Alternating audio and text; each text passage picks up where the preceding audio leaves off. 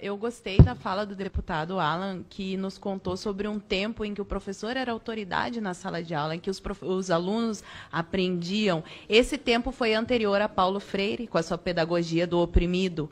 Hoje, o aluno não tem mais que obedecer ao professor. O professor não tem autoridade porque Paulo Freire acha que a imposição da figura de autoridade do professor em sala de aula é autoritarismo. Ora, se eu não posso cobrar dos meus alunos que eles se esforcem, por que eles vão se esforçar? Se todo final de ano eu tenho que fabricar notas no caderno dele, porque o governo precisa ter um índice de aprovação, e o que eu estou falando aqui eu falo por experiência, pois eu dei aula desde o primeiro ano do ensino fundamental até o segundo ano do ensino médio, eu dei aula em escola pública municipal e estadual, eu vi doutrinação na escola municipal desde a primeira série até o último ensino do ano médio, e inclusive na faculdade católica, que eu estudei, eu tive aulas de doutrinação na pós-graduação. Então, que existe a doutrinação, existe. E por que os meus colegas insistem em dizer que ela não existe? Porque da mesma maneira que o peixe não tem consciência da água que o cerca, porque aquele é o mundo dele, para ele aquilo é natural, os professores já não conseguem mais ver a doutrinação que está escancarada na cara deles, porque é uma verdade onipresente, onisciente de um partido invisível. E embora a minha querida colega não saiba, ela acabou de reproduzir o discurso de Antônio Gramsci. Basta ler os livros dele.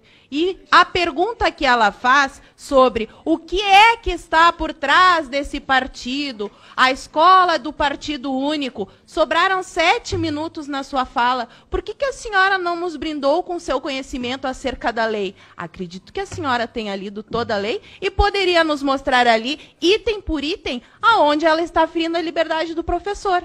Eu já li o texto mais de 10 vezes. Venho produzindo conteúdo sobre esse assunto especificamente, escola sem partido, já faz 3 anos. Eu sou professora, estava na sala de aula. Em nenhum momento eu me senti ferida por nada do que está escrito lá. Porque, além de ver os meus colegas doutrinando com aqueles trabalhinhos infames que enchem a hora de aula porque eles não querem dar aula, ficam passando filminho com a desculpa de que estão ensinando o pensamento crítico para os alunos, quando, na verdade, o que eles querem é preencher o tempo para não dar aula. Essa é a verdade. Todo professor que está me ouvindo aqui sabe muito bem disso. Pode até não admitir, mas sabe.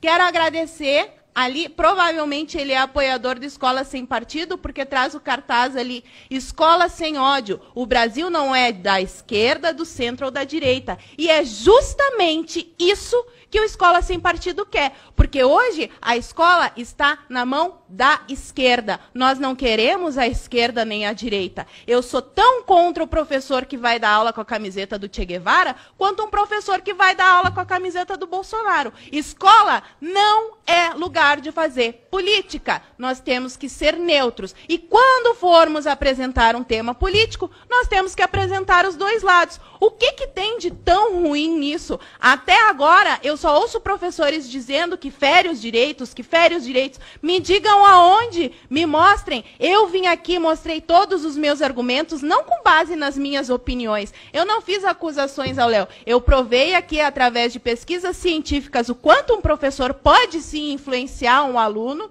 mesmo que inconscientemente, e mostrei como isso acontece no dia a dia das escolas e das faculdades. O grande problema da educação no Brasil é que as pessoas vivem dizendo que o problema é a educação, mas se fizer a pergunta para a mesma pessoa que respondeu que o problema do Brasil é a educação, quantos livros ela leu, ela não vai saber dizer, porque a maioria das pessoas no nosso país não lê um único livro por ano. Outra coisa que eu acho interessante é falar que o problema do Brasil é o investimento em educação. Os senhores sabiam que o investimento na universidade pública brasileira é maior do que na Coreia do Sul? Sabiam desse dado? E por que lá a educação é tão melhor? Será que nós devemos criticar tudo, menos o método? Porque ninguém questiona esse maldito socioconstrutivismo que está destruindo a inteligência das nossas crianças. É só isso que eu quero saber. Muito obrigada. Muito bem. Quai, seu app de vídeos curtos.